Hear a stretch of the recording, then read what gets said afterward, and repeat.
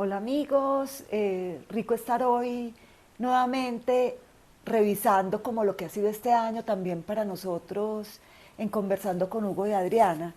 Realmente era un sueño que teníamos y se los dijimos muy al principio, sueño de muchos años que finalmente se materializó y que indiscutiblemente ustedes han sido demasiado generosos con nosotros en los comentarios, en las vistas, en los likes. Realmente, Hugo, yo me siento muy satisfecha y ahora pues, en estas Navidades, haciendo como el repaso de lo que ha sido el año para nosotros desde lo profesional, no podemos dejar a un lado nuestro podcast. Cordial saludo, amigos. Sí, Adriana, tienes toda la razón. Muchas gracias. Muchas gracias por sus comentarios. Muchas gracias por permitirnos a nosotros cumplir este sueño y estar soñando con nosotros, porque los aportes, las preguntas, los comentarios de ustedes han sido muy buenos, muy interesantes y nos están motivando a nosotros para hablarles o hacerles un resumen o un cierre de los temas de este año y con la motivación del año entrante volver con muy nuevos episodios, enriqueciendo algunos de estos que ya hemos comentado y conversado y compartido con ustedes, gracias precisamente a todo ese seguimiento y toda la atención que nos han dispensado a nosotros. Así es. Mira, uno de los episodios que a mí más me entusiasmó y que yo veo que a las personas les llegó también mucho fue el de los tratamientos a la medida, porque habla como de nuestro propósito de ayudar a los demás considerando sus propias falencias, su estructura de personalidad, sus expectativas, su entorno, cómo nosotros, en vez de exigirle a esta persona que acude a nuestro servicio, que se adapte a nuestras condiciones, nosotros nos adaptamos, pues desde el punto de vista positivo, a las condiciones que tiene esta persona. Sí, es que, por ejemplo, cuando evaluamos un paciente, un usuario, o evaluamos incluso una familia, y a la familia les decimos, venga, aquí tenemos dos personas, y esta persona toma una botella de aguardiente diario, esta también. Pero el entorno, el ambiente, las condiciones, su psicopatología, como menciona Adri, su estructura de personalidad, la de y se puede tomar la misma marca de trago y a la misma velocidad y con la misma frecuencia, pero son dos casos diferentes, así tengamos un problema de trastorno por uso de alcohol, en patrón de dependencia, de abuso, como es la clasificación, o simplemente un alcoholismo, pero es un sujeto, otro sujeto, precisamente con una carga, con un entorno y con un sello personal. Por ello es que somos muy enfáticos en decir en que hay que hacer una evaluación y valoración individual para proponer un abordaje o un acercamiento personalizado a su problemática. Probablemente necesitará un acompañamiento interdisciplinario con todas las especialidades, por ejemplo, y medicación psiquiátrica, etcétera, etcétera, si así es. Por ejemplo, le vemos un perfil más conductual o comportamental y probablemente le servirán también asistir a los grupos de alcohólicos anónimos, etcétera, etcétera. Por ello es tan importante la evaluación individual inicial, personalizada y de acuerdo con ese diagnóstico, proponerle el mejor tratamiento o abordaje posible. Claro, y no olvidar lo costoso de las adicciones, en la adicción en sí, lo que la persona gasta en el consumo, que digamos sería lo mínimo frente al costo emocional, el deterioro de las relaciones familiares, el impacto social, las pérdidas de sus parejas, ¿cierto? ¿Cuántos noviazgos, matrimonios se dañan por el consumo? Entonces, súper valioso pues este aporte que hiciste frente a los tratamientos a la medida. Hugo, gustó mucho. Pero Dale. espérame, es que mira, en lo de tratamiento a la medida también quisiera mencionar la familia. ¿Por qué? Porque a la medida también, ¿saben qué? Les proponemos que Cuando la persona no esté reconociendo su problemática, no esté muy consciente de ella, a la medida también les podemos establecer pautas familiares, porque como hay un ecosistema familiar, si empiezan a haber cambios en algunas actitudes, en el abordaje, en el mensaje de ese grupo familiar, empieza a ir incidiendo sobre dinámicas o cambios de ese sujeto, de esa persona que aún no reconoce una problemática. Ya tenemos experiencias, Adri, que hemos manejado y trabajado más familias a la medida y personalizadas, siguen las recomendaciones y sorpresivamente empiezan a darse cambios en las personas. Entonces es muy importante también para que no pierdan la esperanza, para que vean que sí podemos hacer muchas cosas por estas familiares o estas personas cercanas a nosotros con estos problemas de adicciones. Claro, porque además identifica la coadicción. Entonces, ¿cuántas veces nosotros estamos promoviendo como familia el consumo desde el amor, con seguridad, desde la buena voluntad, pero erráticamente? Entonces, súper importante lo que decías. Pero, me parece que también fue muy reconocido el episodio donde hablamos del consumo en los entornos laborales, ¿cierto? Lo que representa para los trabajadores, para los empresarios, y cómo es posible hacer un trabajo de prevención y de atención también a estas personas que presentan estas dificultades, cómo se ha ido normalizando el uso de sustancias de acuerdo como al ejercicio profesional o ejecución de tareas. Entonces uno dice, no, es que las personas que trabajan en construcción, muchas consumen marihuana. Sí, pero no lo normalicemos, ayudémosles. Ese tipo de cosas me parece que pueden motivar no solo al empleador, sino también al consumidor como tal y a las familias para la búsqueda de ayuda. El tema es muy importante, les vamos a decir por qué. Porque detrás de ese trabajador hay un sujeto, un ser humano.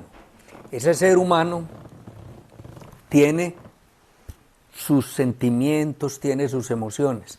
Y no solamente tenemos un trabajador de una empresa, estamos atendiendo profesionales. Detrás de ese abogado, detrás de esa psicóloga, detrás de ese médico, detrás de ese ingeniero, hay un ser humano y que está padeciendo la adicción o el consumo de esto. Entonces, mire, desde los mismos jefes, los directores, los supervisores, etcétera, hasta los empleados de las compañías, se están dando los consumos y van metiéndolo. Cuando tú dices normalizando, ellos van hablando de consumos recreativos, pero es que el consumo recreativo lo van como acomodando a su conveniencia, a su relatividad, sin detectar que puede estar causándoles problemáticas familiares o de pareja. Entonces la persona rinde en el trabajo o empieza a rendir más o menos en la productividad, las incapacidades, el ausentismo, ¿cierto? Pero por otro lado, listo, es un gran trabajador, pero está siendo grosero en la casa porque el licor o la sustancia lo ponen un poquito agresivo, contestatario, con los hijos un poquito distante o con el resto de la familia. Entonces, por eso en los entornos laborales, ya ahorita con las políticas de prevención integral, se está procurando cómo identificar y dar alternativas o acompañamientos. No es una política sancionatoria, no es para señalar, no es para discriminar, es para identificar, diagnosticar y acompañar adecuadamente. De hecho, en este momento lo estamos haciendo en algunas empresas, muy bien entendido el tema, en donde estamos detectando algunos consumos y hacemos las evaluaciones para ver ese consumo recreativo que la persona llama, entre comillas, si hasta qué punto, si es cierto que es recreativo y en qué ámbitos o en qué esferas, de lo individual o lo personal o en el mismo entorno laboral, está causando ruido, está molestando, está distorsionando algo para poderlo abordar adecuadamente. Así es. Mira, otro tema que fue, que llegó mucho, que movió como muchas fibras, fue el consumo en los entornos escolares porque sabemos el riesgo tan grande que esto tiene y hablábamos de la irresponsabilidad de quienes se dedican en las cercanías de los colegios a ofrecer sustancias para que los pelados se enganchen y sean sus consumidores posteriormente y no se demoran mucho en lograr este cometido y es demasiado triste y preocupante para los papás que los coge verdaderamente esto de sorpresa, Hugo. Entonces, me parece que esto generó una alerta en los papás de decir, no, es que aunque mi chico tenga 12 años, está en riesgo. Es que aquí surgen varios temas y nosotros se los destacamos ahí en el episodio y de hecho en estos días la alcaldía de Medellín estableció una alerta, una restricción de el consumo de los vapeadores en los entornos escolares, por ejemplo. Pero vamos un poco más allá. Nosotros hemos sido muy enfáticos en los estilos de vida saludables, en la promoción de la salud y en la prevención.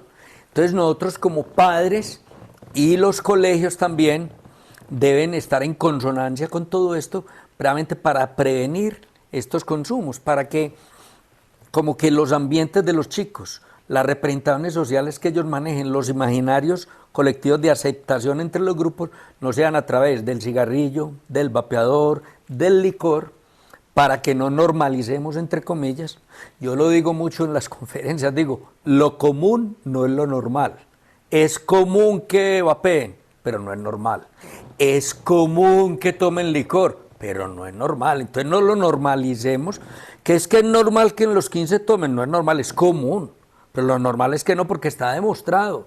Científicamente se los decimos y se lo reiteramos, el cerebro no está maduro, el cerebro no debe recibir licor antes de los 20, 21 años, incluso la última investigación que salió habla de los 25 años, entonces antes de los 25 años no se debería ni vapear, ni fumar cigarrillo, ni consumo de licor. Entonces por eso los colegios están como muy alertas, porque están teniendo definitivamente como unas problemáticas al interior de las instituciones, de que a veces entran los vapeadores, de que entran otro tipo de sustancias, incluso sustancias legales, en donde ellos la entran, o están haciendo emprendimientos de alimentos artesanales con sustancias. Entonces se dan esa intoxicación en los colegios. Entonces hay que insistir como en el mensaje que no bajen la guardia.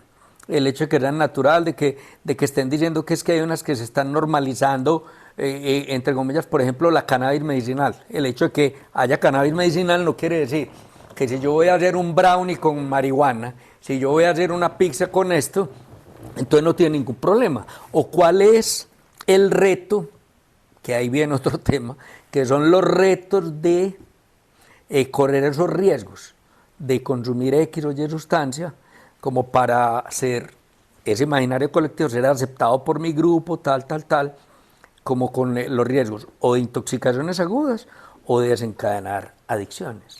Total, ve, y le quiero hacer zona lo del vapeo, porque fue otro episodio muy bien acogido, porque es que lo estamos viendo a diario. O sea, yo me quedo aterrada. No sé si es por la profesión de uno o qué, porque somos sensibles a estos temas, que uno se vuelve más observador, pero yo voy por la calle y son personas vestidas de ejecutivo, son jóvenes estudiantes, son probablemente universitarios con su vape, pues consumiendo y pareciera que no le dan la trascendencia que nosotros desde la clínica sabemos que tiene, ¿cierto?